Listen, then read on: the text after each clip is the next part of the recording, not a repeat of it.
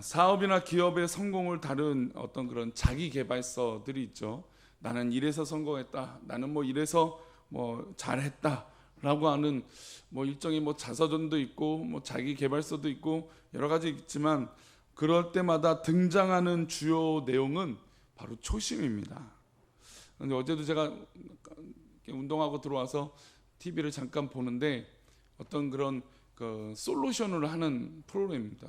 그러니까 가게에 가서 유명한 이 사업가가 이 가게를 어떻게 이렇게 가르쳐 주고 또 이렇게 장사하고 또 이렇게 음식을 만들어 줘라라고 하는 내용이 담겨 있는 것인데, 근데 그 내용을 가르쳐 주는 것마다 하는 이야기는 다른 게 아니라 맨 처음 가르쳐 줬던 이 초심, 그 초심을 잃지 말라는 것을 굳이 말하지 않지만 그 가르치는 내용들마다 느낄 수가 있었습니다. 한 번의 성공 이외에 더 나은 성공을 위해서도 처음 시작할 때 가졌던 마음을 잃지 말라는 그런 조언들을 하게 되는 것이죠. 성공을 위해서 아니면 또한 성공 이후에 더 나은 성공을 하기 위해서는 초심이 그만큼 중요하다는 것입니다. 그것 또한 그 초심을 유지하는 것은 그만큼 더 어렵다는 것을 역설적으로 얘기해 주는 것이죠. 사실 우리가 스스로 생각해 봐도 한 해를 시작할 때 가졌던 처음 마음을 1년 동안 유지하는 것이 쉬울까요? 쉽지 않은 것이죠. 저도 이제 전도사 생활을 오래 했다 보니까 목사로 안수 받을 때 사실 굉장히 무덤덤할 줄 알았습니다. 그런데 이 목사로 안수 받을 때의 그 기분, 또 하나님께서 나를 부르셨고 또 나를 찾으셨고 또 나를 목사로 또 인도하셨다는 그 6살 때의 고백과 또 그 중학교 때 서원했던 것과 또 신학대학교의 대학교의 삶을 하면서 가졌던 그런 마음들을 돌이켜 볼 때, 이 마음을 유지하는 것이 생각보다 목사도 쉽지 않다라고 하는 생각을 하게 되었습니다. 왜냐하면 제가 한동안 뭐 중학교 때, 대학교 때 초반 때까지도 이 농촌 선교와 북한 선교에 대한 꿈을 가지고 있었기 때문이죠. 뭐 그런 기도들을 많이 했습니다. 근데 그런 초심들을 생각해 보면 물론 장소는 다르지만 그때 그 열정적인 하나님의 부르심에 대해서 기도했던 그 모습이 내가 얼마나 그 삶을 유지하고 있는가라고 하는 생각들을 오늘 본문을 생각하면서 그런 생각을 해봅니다. 오늘 우리가 읽은 본문에도 초심을 유지하는 또 유지하지 못하는 기도원의 모습이 나옵니다. 초심을 유지하지 못하는 이유에는 여러 가지가 있겠지만 오늘 본문을 통해서 몇 가지 생각해 보며 우리 사랑하는 성도님들에게 하나님께서 부어주신 그 부르심, 또 하나님께서 은혜 주시고자 하는 그 은혜의 초심을 더욱더 하나님 앞에 기도하시면서 또 성장해 나가시는 믿음의 발전과 진보가 있는 그런 은혜가 있기를 축복합니다. 우리 사사기 8장 22절의 말씀을 한번 먼저 보겠습니다. 22절입니다. 그때 이스라엘 사람들이 기드온에게 이르되 당신의 우리를 미디안의 손에서 구원하셨으니 당신과 당신의 아들과 당신의 손자가 우리를 다스리소서 하는지라. 자, 기드온은 미디안의 7년간의 압제에서 이스라엘을 구원한 놀라운 업적을 했습니다.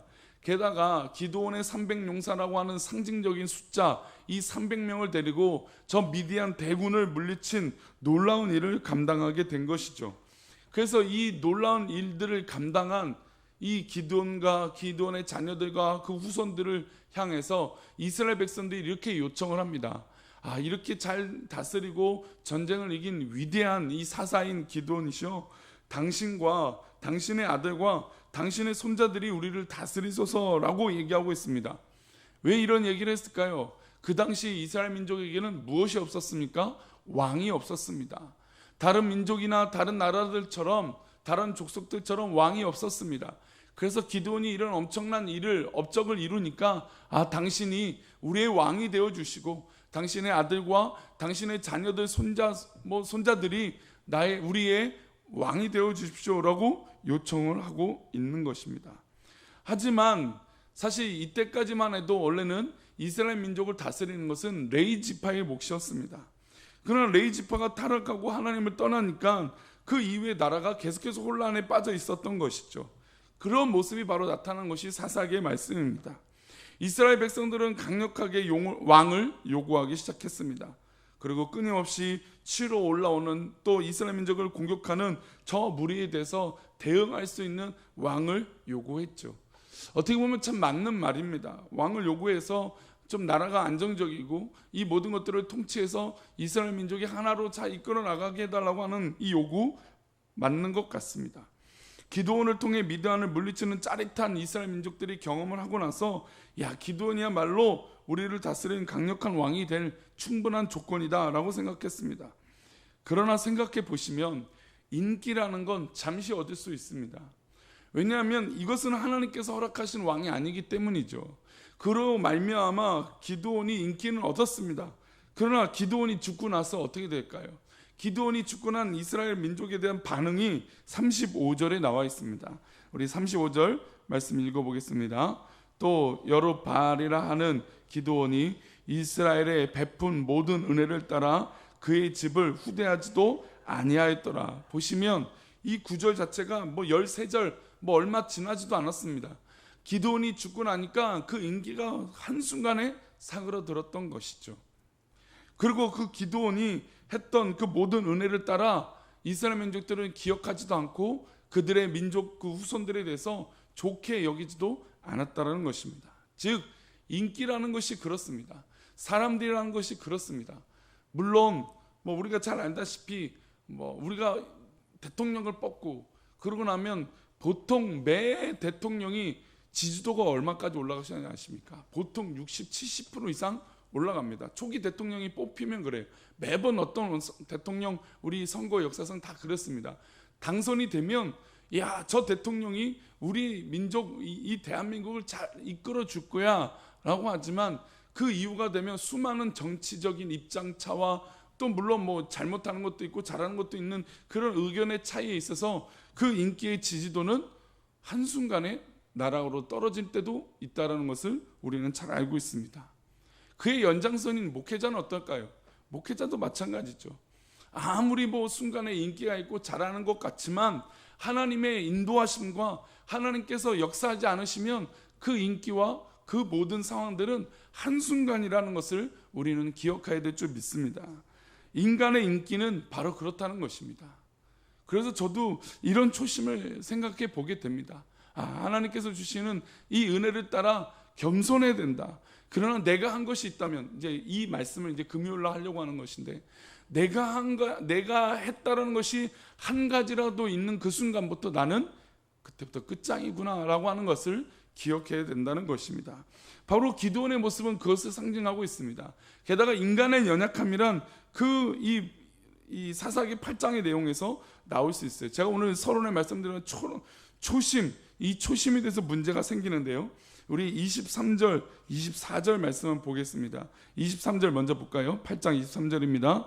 기드온이 그들에게 이르되 내가 너희를 다스리지 아니하겠고 나의 아들도 너희를 다스리지 아니할 것이요 여호와께서 너희를 다스리시리라 하니라. 자, 이 말씀만 보면 야, 기드온이 그래. 자신이 왕이 되어 주십시오라고 했을 때 기도는 어떤 준비도 되어 있지 않고 기도도 한 것이 아니니까 그래서 정말 정직하게 말을 했습니다. 나의 아들도 그리고 나도 또 우리 자녀들도 손자들도 당신들을 다스리지 않을 것이다. 오직 다스릴 분은 누구라고 얘기하고 있습니까? 하나님이시라고 얘기하고 있습니다. 이것까지 보면 야, 기드온의 초심, 이 멋진 모습이 멋있다라고 생각이 듭니다. 근데 이 초심이 얼마 가지도 않고 변질하게 됩니다. 24절 말씀 보겠습니다. 읽어보겠습니다. 기드온이 또 그들에게 이르되 내가 너에게 요청할 일이 있으니 너희는 각기 탈취한 귀고리를 내게 줄지니라 하였으니 이는 그들이 이스마엘 사람들이므로 금 귀고리가 있었습니다. 자, 이 금 귀고리를 모았습니다. 왜 모았을까요?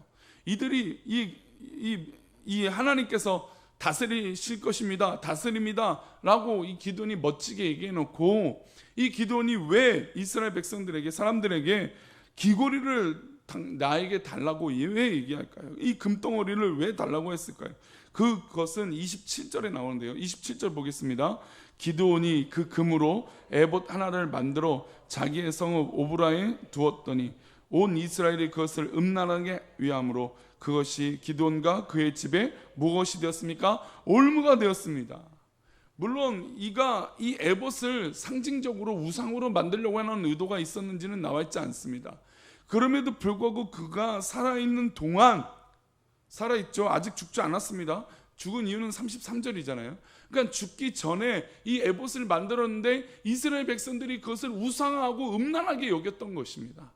야, 저 대단한 장수가 입었던 그런 상징한 저 에봇, 그렇게 생각하며 우상화하며 음란하게 여겼던 이스라엘 민족들의 모습이 되었습니다. 그런데 그렇게 되었을 때 어떻게 될까요? 하나님께서 다스리십니다라고 얘기했던, 그렇게 고백한 기도원이 어떻게 됐을까요? 만약에 정말로 초심이 그것이 지켜졌다면 당연히 이 에봇을 다시 녹이거나 파괴했어야 되는 것입니다. 그러나 기드온이 그의 올무가 될 정도로 되어 있는데도 불구하고 기드온은 그것을 내버려 두었다라는 것입니다. 때로는 사람이 실수할 수 있어요. 그렇죠? 때로는 사람이 살다 보면 초심을 잃을 때도 있습니다. 그러나 경고가 온다는 거죠. 아, 저 경고의 메시지가 왔을 때, 야, 맞아 라고 생각하고, 내 초심을 생각하고, 하나님의 부르심에 대해서 생각하고, 하나님의 역사에 대해서 생각해 봐야 될 줄 믿습니다. 그런 경고가 우리 삶 가운데 있다라는 것이죠. 우리 성도님들이 살아온 인생을 한번 돌아보십시오. 아, 맞다, 그때 하나님께서 우리에게 경고하신 것이었구나. 아, 나를 살려주시기 위해서, 나를 인도해 주시기 위해서 사인을 주신 것이구나. 사람은 그럴 수 있어요. 실수할 수 있어요. 연약하니까요. 그러나 그것을 하나님의 뜻으로 여기지 않고 계속해서 교만하고 제약 가운데 있는 사람들은 거기서 브레이크가 걸리지 않는다는 것이죠. 계속해서 제약을 향하여 정말 어떤 불나방이라고 얘기하죠. 어떤 그런 불이 피었을 때 나방이 이 불로 뛰어드는 것처럼 너무 웃긴 이 인간의 제약의 모습이 있다라는 것입니다. 이 금덩어리를 가지고 에봇을 만들고 이렇게 되었습니다. 그랬더니 33절에 이렇게 기록되어 있습니다. 33절 보니까 우리 함께 읽어보겠습니다. 기드온이 이미 죽음에 이스라엘 자손이 돌아서서 바알들을 따라가 음행하였으며 또 바알 브릿을 자기들의 신으로 삼고, 기드온의 이후에 이 모습 하나로 말미암아 단초가 되어서 이스라엘 민족들이 바알들을 따라가게 됩니다. 그리고 음행하고 또 우상을 만들게 되어버린 너무나 참혹한 일이 일어나게 된 것입니다. 기드온의 초심은 이 연약한 나를 사용하신 하나님의 역사에 있었습니다. 기드온은 작은 용사요, 나는 할 수 없습니다 했습니다. 그런 하나님께서 천사 가운데 나타나셔서 당신은 큰 용사입니다라고 말씀해 주시면서 하나님의 사역을 감당하게 했다는 것이죠. 즉 그 모든 것들은 하나님의 역사였습니다.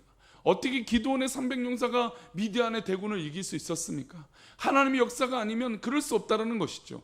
우리 꿈꾸는 교회 지금 이 모든 현실 가운데 있는 것도 하나님의 역사가 아니면 이 모든 것들이 가능하다라고 말할 수 없는 줄 믿습니다. 우리가 가능합니다, 우리가 할 수 있습니다, 아니 우리가 이깁니다 라고 선포할 수 있는 건 하나님의 역사하심에 따라, 그런 역사로 말미암아 하나님의 인도하심으로 따라서 가능한 것인 줄 믿습니다. 이게 초심이죠. 아무리 실수하고 넘어져도 이게 초심입니다. 이게 나를 부르신 이유이기 때문이죠. 이 연약한 나를 사용하신 그 이유이기 때문이에요. 그런데 기드온은 그것을 까마득하게 잃어버리고 자기를 위하여 에봇을 만들었던 그것이 올무가 되어 결국 이스라엘 민족들이 다시 제약의 굴레에 빠져버리는 그런 암울한 사사기의 모습을 대면하고 있습니다. 사랑하는 성도님들에게 하나님의 부르심과 사명이 있는 줄 믿습니다. 또한 저에게도 있습니다. 이 사명의 초심을 우리가 잃지 않고 하나님 앞에 달려간다면 인간적인 우상, 하나님께서 싫어하시는 하나님과 멀어지는 것이 아니라 더욱 하나님과 함께하며 하나님의 다스림을 받는 귀한 성도님들 되시기를 축복합니다. 하나님의 다스림을 받는 것이 부끄럽고 연약한 것이 아니라 하나님의 통치하심이 우리의 자랑이요 기쁨이요 승리인 줄 믿습니다.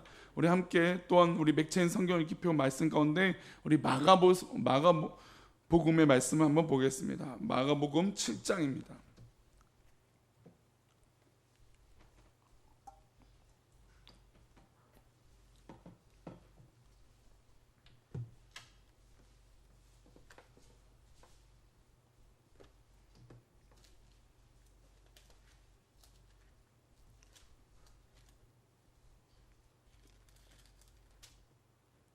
마가복음 7장 6절의 말씀입니다. 6절부터 9절까지 말씀인데 우리 6절 말씀 먼저 읽어보겠습니다. 이르시되 이스라엘아 너희 외식하는 자에 대하여 잘 예언하였도다. 기록하였으되 이 백성이 입술로는 나를 공경하되 마음은 내게서 멀도다. 네, 6절까지 일단 먼저 보겠습니다. 예수님께서 이 전통에 대해서 논쟁이 일어나게 되었습니다. 그리고 먹지 말라, 뭐 먹어라 라고 하는 이 진짜 지금으로 생각하면 아무것도 아닌데 그 당시는 이게 참으로 중요한 문제였던 것 같아요. 근데 그 논쟁이 있는데 예수님은 그 논쟁 이전에 본질에 대해서 얘기하고 있습니다. 즉 초심인 것이죠. 너희 외식하는 자에 대하여 잘 예언했는데 이사야 말씀 가운데 이 백성이 입술로는 나를 공경, 그러니까 말로는 다 해요. 아니 말로는 못하는 사람이 없어요. 교회 안에서도 마찬가지고 사회생활에서도 마찬가지입니다. 말로는 못하는 사람이 없어요. 뭐 다 할 것 같아요. 말로는 하는 것 같지만 마음은 내게서 멀어졌던 것이죠. 즉 중심이 그렇다는 것입니다. 사실 마음이 먼 사람들은 딱 보면 알죠. 눈빛만 봐도 알죠. 상황만 봐도 알죠. 그리고 7절 말씀 읽어보겠습니다. 7절입니다. 사람의 계명으로 교훈을 삼아 가르치니 나를 헛되이 경배하는도다 하였느니라. 사람의 계명으로 사람의 어떤 그런 생각으로 가르치니 그것이 되겠습니까? 당연히 안 되죠. 우리 8절 9절입니다. 읽어보겠습니다. 너희가 하나님의 계명을 버리고 사람의 전통을 지키느니라. 또 이르시되 너희가 너희 전통을 지키려고 하나님의 계명을 잘 저버리는도다. 우리 인간의 습성과 인간의 모습을 하나님께서는 우리 주님께서는 이렇게 경고하고 계십니다. 너희가 인간들의 시선을 따라서 인간의 보여주는 모습은 하려고 하지만 정말 중심인 하나님을 사랑하는 것은 멀어지고 있구나라고 이야기하고 있다는 것이죠. 우리가 예배를 나왔습니다. 또 때로는 우리가 봉사를 하고 있습니다. 사람들 보여줄 땐 그렇게 하는 것처럼 보입니다. 그러나 중심이 하나님과 멀어져 있다는 것이죠. 우리 중심이 혹시나 이런 하나님과 멀어지고 있는 그런 중심이 있는지 우리는 오늘 돌이켜봐야 될 줄 믿습니다. 그리고 기드온처럼 초심을 잃지 않도록 하나님과 멀어져서 결국은 자신의 올무가 되어버리는 그런 하나님과 멀어져서 그런 어려움을 겪는 그런 모습이 아니라 정말 우리 주님께서 말씀하신 그 경고의 메시지, 사람들의 지혜와 사람들의 생각의 판단과 그 전통으로 인해서 초심과 하나님을 사랑하는 것을 저버리는 것이 아니라 철저하게 하나님을 먼저 사랑하는 믿음으로 삶을 살아가시는 오늘 복된 하루가 되시기를 축복합니다. 하나님을 사랑하실 때, 하나님을 사랑한다고 고백하며 하나님과 함께할 때 오히려 하나님이 인도하심을 경험하는 귀한 하루가 되게 될 줄 믿습니다. 기도하겠습니다. 하나님 아버지,